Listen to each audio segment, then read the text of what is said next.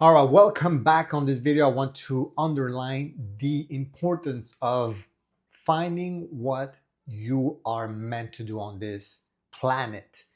Now, this is not me trying to be the guru that's gonna push you into go on the Amazon, figure it out after a ayahuasca trip.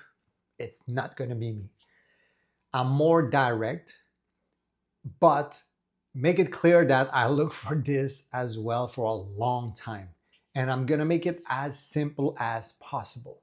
There's many ways to find what you should be doing in this life.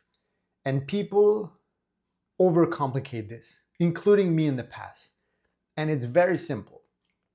Usually you can find what you are supposed to be doing by looking at what you do best, and other people are telling you, oh my God, you're so good at this. And you're like, eh, what?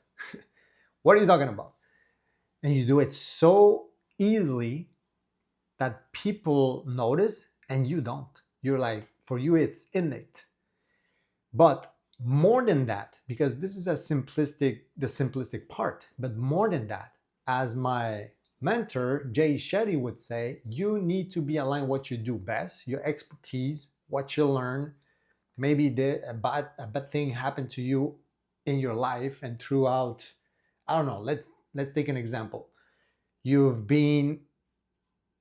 had a trauma when you were young, and this caused you to have intestinal problems, gut problems. So you became obsessed with nutrition.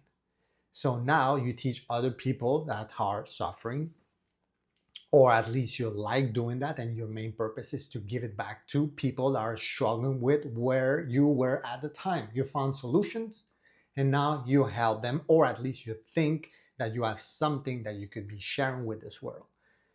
As simple as it is, you don't need to look further.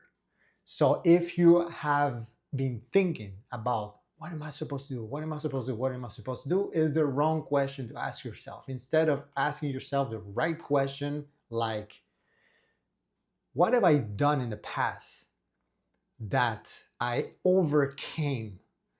That will allow you to come up with an idea that could be profitable, because that's what I do. I help people profit from their purpose, but it's not purpose if you're not giving it back to the universe, if you want to call it that way, but really it's to people.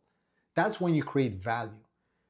You form a certain expertise, you teach it to others, they benefit from it, they get some value from it, it empowers them, it aligns with who they are, makes them better, make them more money, whatever. That's your purpose. So don't overcomplicate the process. That's how it is. And you go through all the gurus, whether it's Tony Robbins, Joe Dispenza, Ed Milet, Jay Shetty, they all agree with one thing, is that you need to be an expert, something at least very good. I hate the word expert, because when you say that, people, I'm like, oh, I'm not that expert, and start comparing it with other people. But what are you good at? What do you feel like it's easy for you? In my case, it's marketing. And throughout the 10 years after a divorce, I needed to become better. So I dug very deep into personal growth, spirituality, all that stuff.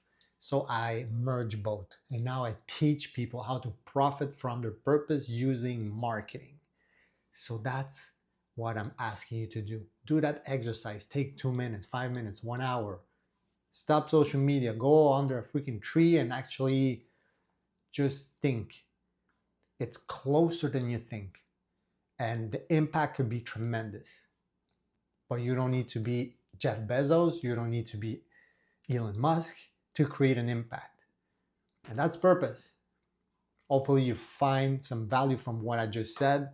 Don't overcomplicate the process, please, because I did that in the past and it took me right, left. I spent tens of thousands of dollars right and left trying to find myself, which, hey, I didn't need to find myself. I need to assess myself, actually stand tall, figure out what do I value, what do I like, and what are my skills, and what do I like. So I merge passion with expertise, passion with the value that I already formed because of the past 6 failed businesses, for example.